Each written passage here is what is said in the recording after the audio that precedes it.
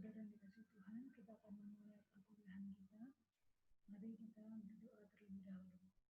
Bapa dalam surga, kami bersyukur pada saat ini kami kembali kuliah. Kami akan melanjutkan materi kami Tuhan, tolonglah kami dalam berbahasa, supaya kami dapat memahami semua apa yang kami dengarkan. Terima kasih Tuhan. Amin. Saudara dikasih Tuhan, pada saat ini saya akan memberikan materi kepada saudara, yaitu materi yang pertama untuk sejarah gereja Asia dan Indonesia.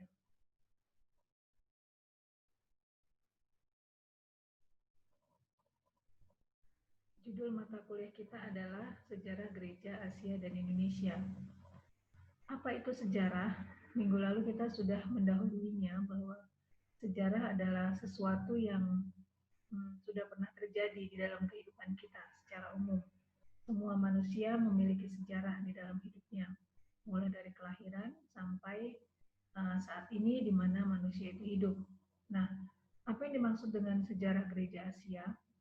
Untuk memahami arti sejarah gereja Asia, tidak berdasarkan studi etimologi atau definisi kamus, melainkan kita akan memahami sejarah gereja Asia melalui pendekatan secara filosofis, atau disebut juga dengan definisi yang berkembang. Ya, jadi kita akan memahami arti sejarah gereja Asia ini bukan berdasarkan studi etimologi atau dari kamus, tetapi secara filosofis. Secara umum, sejarah gereja Asia adalah orang-orang Asia yang dipanggil oleh Allah melalui kabar baik atau Injil Kristus Yesus untuk menjadi pengikut Yesus. Jadi maksudnya, apa yang pengertian apa tentang sejarah gereja Asia secara umumnya saja, secara sederhananya kita akan memahami bahwa sejarah gereja Asia itu adalah orang-orang Asia, orang-orang yang ada di Asia yang dipanggil oleh Allah melalui kabar baik atau Injil Yesus Kristus, gitu ya. Jadi kita akan mempelajari sejarah gereja di mana orang-orang berkumpul, orang-orang itu dimenangkan melalui Injil, dan orang-orang itu ada di Asia. Secara periode waktu, sejarah gereja Asia ini dibagi menjadi 3, saudara yang dikasihi Tuhan. Yang pertama, sejarah gereja Asia Lama. Apa itu sejarah Asia gereja lama? Sejarah gereja Asia Lama yaitu orang-orang Asia di luar pengaruh kebudayaan Yunani Romawi yang percaya kepada Yesus Kristus. Periodenya mulai abad 1 sampai dengan abad yang ke-14. Maksudnya adalah disebut sebagai sejarah gereja Asia Lama karena orang-orang di Asia yang kesediaan orang Asia yang bermisi di Asia di luar pengaruh dari kebudayaan Yunani dan Romawi, dan respon orang Asia di luar wilayah pengaruh kebudayaan Yunani Romawi terhadap Injil Yesus Kristus. Jadi periode waktu ini adalah waktu di mana terdapat orang-orang Asia yang bebas dari pengaruh-pengaruh dari Yunani dan Romawi. Itu kita akan mempelajarinya sebagai sejarah gereja Asia Lama. Sedangkan yang kedua, sejarah gereja Asia modern, yaitu respon orang-orang Asia terhadap panggilan Allah melalui berita Injil Yesus Kristus yang disampaikan para misionaris dari gereja Eropa pada abad 15 sampai abad yang ke-17. Nah, sejarah gereja Asia modern ini kita akan membahas tentang misi Katolik dan misi Protestan. Sedangkan yang ketiga, secara periode sejarah gereja Asia di bagian yang ketiga yaitu sejak tahun 1950 di mana terdapat kemampuan gereja Asia berteologi dalam konteks Asia. Nah, ini adalah 3 periode saat kita mempelajari sejarah gereja di Asia. Nah, sekarang apa yang menjadi makna studi sejarah gereja Asia? Maksudnya ngapain atau untuk apa kita mempelajari sejarah gereja Asia? Yang pertama, dengan mempelajari sejarah gereja Asia akan menolong kita untuk memahami respon orang-orang Asia maupun orang-orang Eropa terhadap panggilan Allah dalam Yesus Kristus yang dinyatakan di Asia pada masa lampau. Saya ulangi, kita pelan-pelan memahaminya, apa yang menjadi makna studi kita mempelajari sejarah gereja Asia, yaitu dengan mempelajari sejarah gereja Asia. Jadi sejarah tadi kita sudah mengerti pemahamannya, yang pasti orang-orang yang ada di Asia. Dengan kita mempelajari studi ini, kita akan tertolong untuk memahami respon orang-orang Asia atau orang-orang Eropa terhadap panggilan Allah dalam Yesus Kristus yang dinyatakan di Asia pada masa lampau. Jadi makna studi sejarah gereja Asia yang pertama adalah kita dapat melihat atau kita dapat memahami respon, ya, respon dari orang-orang yang ada di Asia maupun orang-orang yang ada di Eropa. Respon terhadap apa? Yaitu respon terhadap panggilan Allah di dalam Yesus Kristus. Yang kedua, makna studi sejarah gereja Asia, dengan mempelajari sejarah gereja Asia ini juga akan menolong kita untuk memahami karya Allah dalam diri orang-orang percaya di Asia pada masa lampau. Maksudnya, nanti ada begitu banyak pembahasan yang akan kita bahas dalam mempelajari sejarah gereja Asia ini. Kita akan tertolong untuk melihat bagaimana orang-orang di Asia, khususnya orang-orang percaya di Asia pada masa itu, bagaimana mereka memahami karya Allah ya di dalam diri mereka. Nah, dengan demikian panggilan Allah dan respon terhadap panggilan itu akan terus dirasakan di dalam diri orang-orang percaya sepanjang zaman. Nah, ini dua makna yang dapat kita ambil pada saat kita mempelajari sejarah gereja Asia. Sekali lagi saya tekankan, yang pertama kita dapat tertolong atau kita dapat ditolong dengan belajar sejarah ini, kita memahami ya respon orang-orang Asia maupun orang-orang Eropa terhadap panggilan Allah. Dan makna yang kedua, kita dapat memahami bagaimana orang-orang yang meresponi panggilan Allah ini memahami karya Allah. Ya, setelah meresponi panggilan Kristus, panggilan Allah, kemudian bagaimana mereka meresponinya. Nah, respon untuk memahami karya Allah ini akan dapat dirasakan, akan dapat dibawa terus, dapat menjadi pelajaran bagi orang-orang percaya sepanjang zaman. Ini adalah makna studi sejarah gereja Asia. Sedangkan apa perbedaannya? Kita dalam semester ini kita akan membahasnya tentang sejarah gereja Asia. Ada juga sejarah gereja secara umum, gitu ya. Nah, saya akan menjelaskan apa perbedaan sejarah gereja Asia dan Eropa. Untuk memahami arti sejarah gereja Asia secara umum, maka kita perlu melihat beberapa hal seperti ini. Yang pertama, gereja itu berkembang, ya, gereja itu bertumbuh. Jadi perkembangan gereja dalam wilayah Kekaisaran Romawi yang dimulai dari Yerusalem ke arah barat sebelum tahun 313-380 yang mengalami berbagai hambatan atau rintangan, namun gereja terus berkembang dan gereja diakui menjadi salah satu agama yang sah, menjadi agama negara di wilayah Romawi. Ya, ini untuk kita memahami perkembangan gereja. Ya, jadi yang pertama perkembangan gereja disoroti dalam wilayah Kekaisaran Romawi. Kemudian yang kedua, terdapat perkembangan gereja mula-mula yang berbahasa Syria atau Aram, itu bergerak ke wilayah timur juga mengalami berbagai rintangan. Bahkan boleh dikatakan rintangan-rintangan tersebut jauh lebih besar dari rintangan-rintangan yang dialami oleh gereja di bagian barat. Nah, kenapa ini bisa terjadi? Ini terjadi disebabkan karena di Eropa, bahkan di Kekaisaran Romawi pun tidak ada agama negara. Tetapi di Persia ada agama Zoroaster yang pada tahun 226 telah dijadikan sebagai agama negara sampai tahun 650.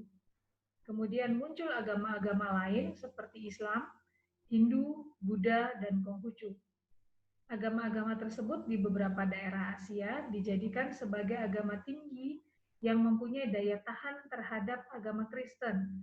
Sedangkan di Eropa, agama-agama yang ada adalah agama-agama suku.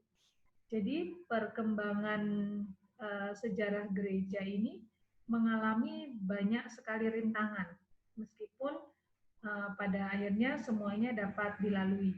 Ya, jadi ini perbedaannya sejarah gereja yang ada di Asia dan Eropa, tapi ini bisa saling mempengaruhi. Jadi pada umumnya, saudara, di Asia itu agama, kebudayaan, dan negara merupakan kesatuan yang sulit dipisahkan serta mempunyai kesadaran atau harga diri yang sangat besar sehingga gereja sulit menerobosnya. Artinya di Asia itu pada umumnya orang-orang yang sudah mempunyai kepercayaan tertentu atau memegang kebudayaan tertentu itu terikat gitu ya di satu negara itu menjadi ikatan. Nah, ini sulit diterobos oleh gereja. Akibat dari tantangan tersebut, gereja di Asia di luar wilayah Romawi menjadi golongan agama minoritas, kecuali di Mesopotamia Utara dan beberapa daerah lainnya. Jadi gambarannya begini, bangsa Indonesia saja, orang-orang Indonesia mempunyai yang namanya agama suku, gitu ya.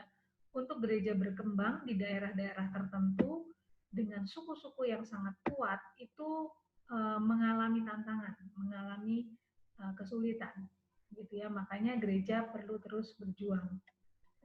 Sedangkan gereja dalam Kekaisaran Romawi menjadi agama mayoritas setelah tahun 313 dan 380.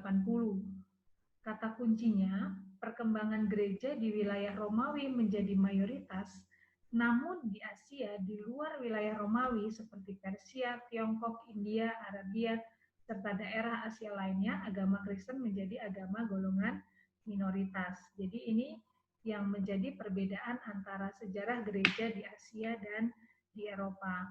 Ya, di Asia ada begitu banyak kebudayaan, kemudian kepercayaan, begitu itu yang mengikat masyarakat sehingga gereja sulit untuk masuk. Jadi perbedaannya secara inti di paragraf yang terakhir ini sudah dijelaskan.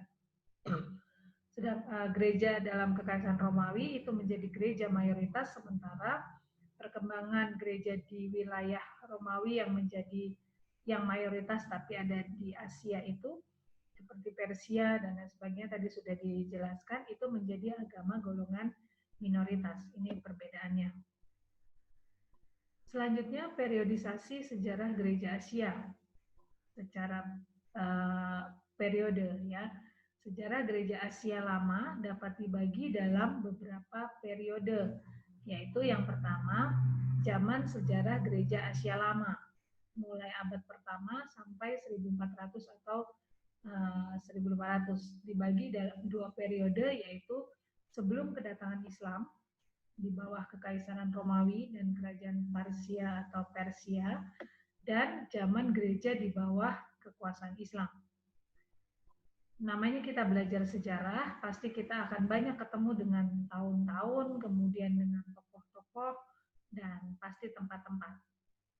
Yang kedua, periode yang kedua pada zaman Vasco da Gama, yaitu periode penginjilan oleh orang-orang Eropa pada tahun 1500 sampai 1947, yang di dalamnya ada dua periode. Ya, jadi zaman Vasco da Gama ini ada dua periode lagi di dalamnya, dibagi menjadi dua periode, yaitu sebelum dan sesudah tahun 1800. Nah, tahun 1800 ini menjadi garis pembagi dalam sejarah gereja Protestan, yaitu pencerahan atau pietisme dan kebangunan rohani. Kemudian dalam sejarah gereja Katolik. Ya, jadi zaman Vasco da Gama ini akan membahas sejarah gereja Protestan, juga sejarah misi gereja Katolik, disebut sebagai pencerahan atau kebangunan gereja Katolik dalam abad ke-19 atau ada terjadinya pada tahun 1500 sampai 1800 dan sesudah tahun 1800. Hampir semua negara di Asia digolongkan dalam kelompok dunia ketiga, Istilah ini dipakai untuk menjelaskan sebuah situasi ekonomi yang terbelakang. Ya, jadi anti dunia ketiga itu maksudnya ada situasi waktu itu di Asia, ekonomi itu miskin, gitu ya. Jadi dikatakan ekonomi yang terbelakang. Dan juga sosiokultural, politik, dan berbagai segi yang lain dari suatu kelompok atau negara dalam sebuah skala global. Namun istilah ini oleh Aperis diartikan sebagai putra-putri Yakub yang kelaparan dari segala tempat dan di segala zaman yang pergi mencari makan ke negara kaya hanya untuk menjadi budak-budaknya. Oleh karena itu, istilah ini lebih merupakan sebuah peristiwa ketergantungan sosioekonomis dalam kaitannya dengan ras, kelas, seks, dan munculnya perbudakan politik dan kultural atasnya. Jadi terjadi masa atau situasi di mana negara-negara di Asia mengalami kemiskinan, harus bergantung begitu secara global, baik dari sisi ekonomi, sosial, seks di sini maksudnya adalah perbedaan gender, ya saudara, laki-laki dan perempuan seperti itu, fungsinya di dalam masyarakat dan lain sebagainya. Dan munculnya perbudakan politik dan kultural di atasnya. Jika pemahaman istilah ini ditarik ke dalam pemahaman teologis, yang tadi ya, yang pengertian dari dunia ketiga tadi ya, di bawah ekonomi yang miskin atau terbelakang itu, jika ditarik dalam pemahaman teologis, maka akan terbentuk sebuah pengertian baru yang lebih mendasar dan berarti. Pieris memahami bahwa perihal dunia ketiga ini dengan menarik konteks umat Israel yang menjadi budak di Mesir sebagai landasan untuk menelusuri konteks teologinya. Jadi Pieris berdiri atau berpijak kepada sejarah ini, ya, di mana Israel menjadi budak di Mesir dan sebagai landasan untuk menelusuri konteks teologisnya. Baginya, maksudnya bagi Pieris, sebagaimana umat Israel yang baru dipanggil setelah mengalami situasi perbudakan di Mesir, umat dunia ketiga juga seharusnya mendapat tempat selayaknya sebagai umat baru yang mengabarkan kehadiran Allah yang membebaskan manusia dari berbagai perbudakan dan kekejaman. Nah, ini berbicara tentang PI, ya, berbicara tentang penginjilan, bahwa umat di dunia ketiga itu juga punya hak, dia punya hak untuk mendapat kedudukan yang layak, gitu, meskipun mereka mungkin berasal dari negara yang miskin. Selain kemiskinan, situasi sosiokultural Asia juga menunjukkan suatu keunikan yang tidak terdapat di belahan bumi lainnya, yaitu adanya pluralitas atau kemajemukan. Ini situasi yang terjadi di Asia. Pluralitas ini antara lain meliputi agama, budaya, politik, ras, dan lain-lain. Di antara hal-hal ini yang paling menonjol adalah pluralitas agama dan budaya. Untuk gampangnya, saudara bisa lihat di Indonesia sendiri. Indonesia ini plural.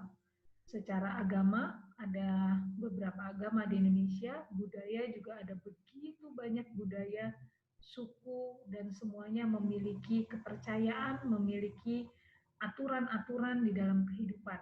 Ya, makanya disebut plural atau majemuk. Dalam hal agama, Asia merupakan tempat lahirnya berbagai agama besar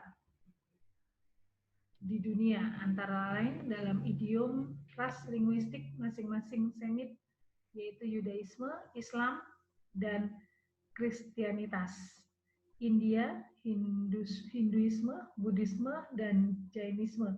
Dan Cina ada Konfusianisme dan Taoisme. Nanti ini semua akan dijelaskan. Agama-agama ini sudah menyebar melintasi batas-batas linguistik, bahkan melintasi benua-benua, dan dengan demikian melahirkan banyak kebudayaan-kebudayaan turunan. Kebudayaan-kebudayaan turunan ini terjadi karena perpaduan antara satu agama dengan agama yang lain, bahkan agama-agama asli sekalipun dan dengan budaya-budaya lain di mana agama itu berkembang. Perpaduan ini sekaligus memberi warna peradaban di Asia. Ya, jadi ada berbagai macam agama, kepercayaan, ras, begitu ya, bahasanya pun juga bermacam-macam. Nah, ini menjadi warna perpaduan di Asia. Ya, ada banyak sekali. Selanjutnya, agama Kristen dianggap sebagai agama yang berasal dari Barat. Padahal kita tahu bahwa kekristenan itu muncul di Timur Tengah, ya, di daerah Asia Barat, tempat bangsa-bangsa dan kebudayaan dari 3 benua bertemu, yaitu Asia, Afrika, dan Eropa. Kenapa agama Kristen dikenal sebagai agama Barat? Karena kebanyakan yang membawa agama Kristen adalah orang-orang Eropa.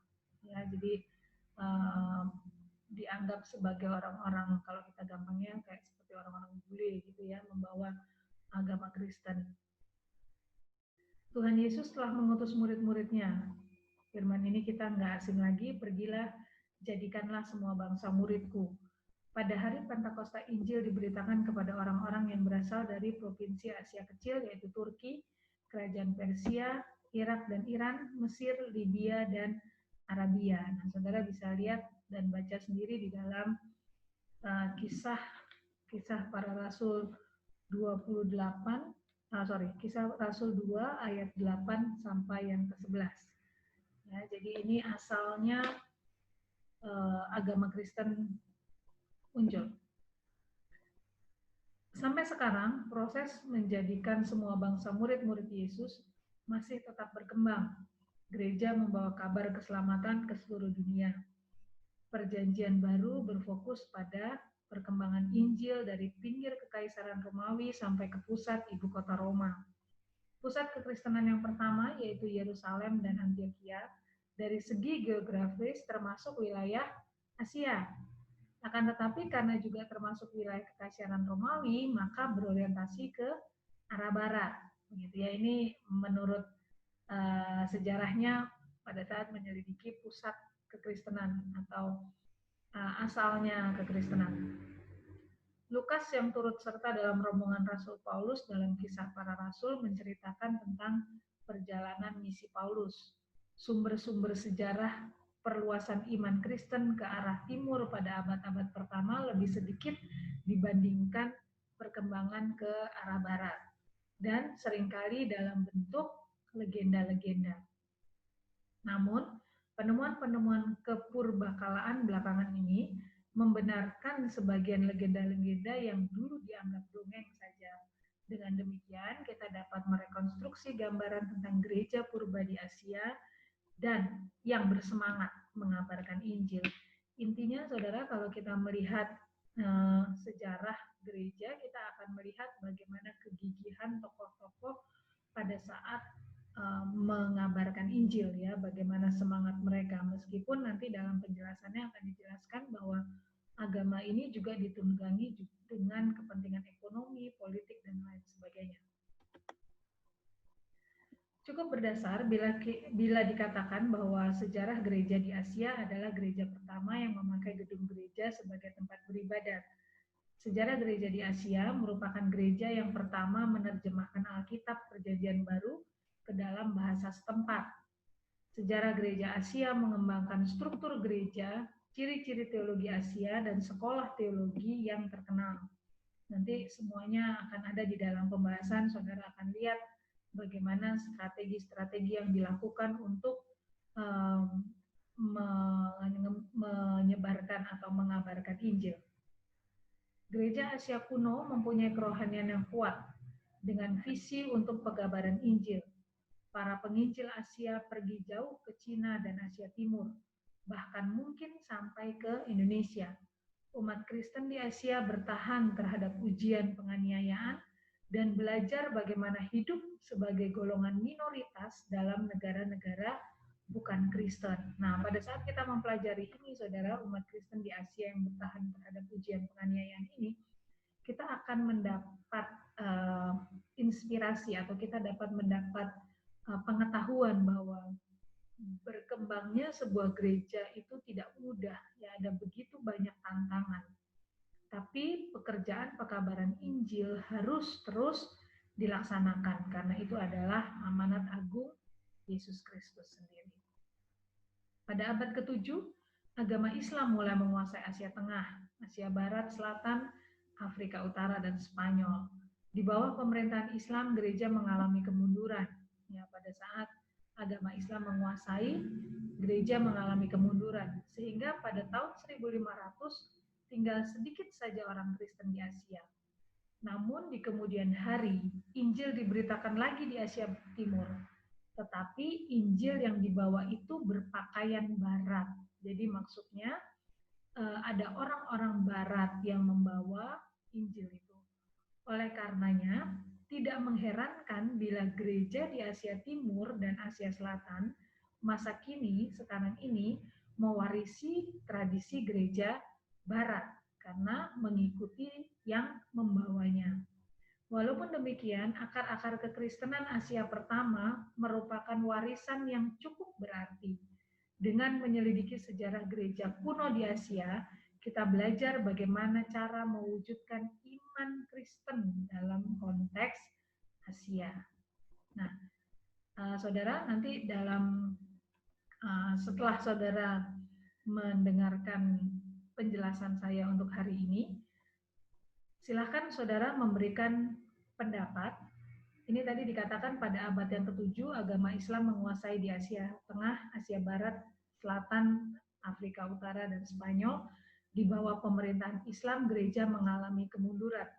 Nah, yang menjadi pertanyaan pada situasi seperti ini, mengapa kok gereja mengalami kemunduran? Kenapa gereja mengalami kemunduran? Ya, jadi pada saat dikuasai agama Islam, kenapa kok bisa mundur gitu? Apa yang menyebabkan? Gitu ya, coba saja saudara bisa berpikir secara bebas dulu dalam pertanyaan ini. Kenapa kekristenan sudah ada pada saat itu, tapi kemudian dikuasai oleh agama Islam, kemudian gereja mengalami kemunduran? Ini kenapa? Menurut saudara penyebabnya apa? Gitu ya, silakan saudara mengerjakan. Setelah saudara mengerjakan, saudara bisa share di e-kampus. Ya, di diskusi online itu silakan saudara share atau lebih baik saudara bisa japri saja ke saya. Ya, untuk juga saya mengetahui saudara mengikuti perkuliahan ini dan meresponi pertanyaan saya. Jadi pertanyaan mengapa gereja mengalami kemunduran pada masa ini, pada abad yang ke-7 ini, silakan saudara japri ke saya jawaban saudara menurut pendapat saudara dulu ya, menurut pendapat bebas saudara. Oke, selanjutnya dalam mempelajari sejarah gereja kuno di Asia, kita perlu mengajukan beberapa pertanyaan. Maksudnya mengajukan beberapa pertanyaan itu kita perlu menaruh di dalam pikiran kita kenapa gitu ya, kenapa, apa, bagaimana, siapa begitu, untuk mengetahui sejarah gereja kuno di Asia. Yang pertama, bagaimana gereja bertumbuh dan berkembang? Kalau kita mau tahu sejarah gereja kuno di Asia, kita akan bertanya, gimana gereja kuno di Asia itu bertumbuh? Gimana berkembang? Apa yang terjadi pada saat itu? Legenda-legenda yang dulu dianggap dongeng semata sekarang tampaknya didukung oleh penemuan arkeologi. Gimana ini ceritanya? Bagaimana cara memilih fakta dari mitos? Sejauh mana legenda-legenda dapat diterima sebagai fakta-fakta sejarah? Ingat saudara, di masa sekarang ini saja orang-orang Kristen yang sudah mengenal Tuhan, gitu, yang sudah ada di dalam Yesus, masih mengikuti adat-adat, masih mengikuti budaya-budaya. Gitu. Contoh saja, ada satu kepercayaan orang Jawa misalnya, jangan duduk di depan pintu, begitu ya. nanti jauh jodoh misalnya gitu, atau nanti terhambat rezekinya gitu. Nah, itu kan sebenarnya mitos ya, karena secara logika kalau orang duduk di depan pintu itu pasti menghalangi orang jalan. Nah, ternyata hal seperti ini nih bisa mempengaruhi keimanan seseorang gitu ya, karena mereka mempercayai sesuatu. Yang kedua, kita perlu bertanya, siapa yang membawa Injil ke negara-negara Asia? Jadi kalau tadi gimana bertumbuh berkembang, apa yang terjadi, sekarang siapa sebenarnya yang membawa Injil itu ke negara-negara Asia? Jalur-jalur perdagangan berperan dalam pekabaran Injil, ini jawabannya. Begitu juga para biarawan Nestorian. Orang-orang Kristen setempat berperan penting dan strategis dalam perkembangan gereja di masing-masing negara. Jadi siapa yang bawa sebenarnya? Salah satunya adalah dalam jalur perdagangan itu ada orang-orang yang datang begitu ya, mereka dengan kepentingan ekonomi tapi juga membawa Injil. Nah, selanjutnya yang ketiga, mengapa agama Kristen tetap sebagai agama minoritas di Asia? Bahkan boleh dikatakan sampai hari ini juga kita sebagai orang-orang Kristen sering disebut sebagai kaum minoritas. Kenapa begitu? Di Asia, gereja menghadapi agama-agama kuat yang sudah berkembang, yang menjadi darah daging bangsa masing-masing negara, yaitu Hinduisme, Buddhisme, Zoroaster, filsafat Konghucu, dan kemudian ada Islam. Mempunyai struktur dan ajaran tinggi dibandingkan dengan agama-agama suku yang terdapat di Eropa, Afrika, dan Amerika. Akibatnya, agama-agama timur lebih bertahan menghadapi agama Kristen. Gereja lebih cepat berkembang di antara suku-suku Asia yang menganut animisme. Faktor-faktor politik dan sosial juga mempunyai pengaruh atas perkembangan gereja. Penghambatan kejam dalam Kekaisaran Persia dan penghambatan tidak langsung dengan cara halus di bawah pemerintahan Islam meletihkan umat Kristen. Nah, akhirnya karena ada yang lebih berkuasa, ada yang dianggap lebih kuat dan berpengaruh di dalam satu negara, akhirnya kekristenan itu tertekan gitu ya, jadi dikatakan sebagai minoritas. Tapi kita meyakini bahwa semakin kekristenan ditekan, itu kekristenan akan semakin meluas. Oleh sebab itu kita perlu terus menginjil. Pertanyaan yang keempat yang perlu ada, apa ciri-ciri khas dari gereja Asia kuno? Bagaimana iman Kristen diwujudkan pada zaman dulu di tengah-tengah kebudayaan Asia? Corak teologi yang timbul di gereja Asia berbeda dengan corak gereja Barat yang diwarnai oleh kebudayaan Yunani. Nah, ciri-cirinya apa? Gereja Asia kuno ini seperti apa ciri-cirinya? Itu perlu ada dalam pemikiran kita. Yang kelima, bagaimana umat Kristen berkembang sebagai golongan minoritas di tengah-tengah agama-agama negara yang dominan. Dengan mempelajari corak kekristenan gereja purba di Asia, faktor-faktor yang mendorong dan yang menghalangi perkembangannya, titik-titik kuat dan lemahnya, kita menjadi lebih mampu untuk melayani gereja Asia masa kini. Artinya begini saudara, dengan 5 pertanyaan yang kita ajukan untuk menjadi pembelajaran kita, ujung-ujungnya itu akan menolong kita memahami hal-hal yang menjadi kesempatan, peluang, tapi juga tantangan, hambatan, dan itu akan menolong kita untuk tetap melayani, menolong kita untuk tetap menginjil meskipun suasana atau situasi sulit sekalipun. Ya, jadi dengan pertanyaan-pertanyaan ini, 5 pertanyaan ini, saya mengharapkan kita pun akan terdorong untuk tetap setia, untuk tetap kuat di dalam melayani Tuhan, karena situasi sulit yang kita hadapi sekarang itu zaman dulu juga sudah dialami oleh pendahulu-pendahulu kita yang memberitakan Injil. Oke, ini pembahasan kita hari ini, saudara yang dikasihi Tuhan. Silakan saudara mendengarkan pelan-pelan, mengikuti bahan yang sudah saya tampilkan tadi dengan pelan-pelan. Jika ada pertanyaan, saudara silahkan bertanya di diskusi online di e-kampus. Nanti kita akan memberi jawab satu dengan yang lainnya. Jadi tugas hari ini, silakan saudara membaca Kisah Para Rasul 2 ayat 8 sampai 11 dan menjawab pertanyaan mengapa gereja pada abad 7 tadi pada masa Islam ada gitu ya, gereja mengalami kemunduran, atau kenapa gereja bisa mengalami kemunduran, itu apa sebabnya. Silakan saudara memberikan pendapat saudara masing-masing dan dikirimkan secara pribadi kepada saya. Kemudian jika saudara ada pertanyaan, silakan saudara menuliskan chat di diskusi online di e-kampus yang kita punya. Selamat mengerjakan dan Tuhan memberkati kita semuanya.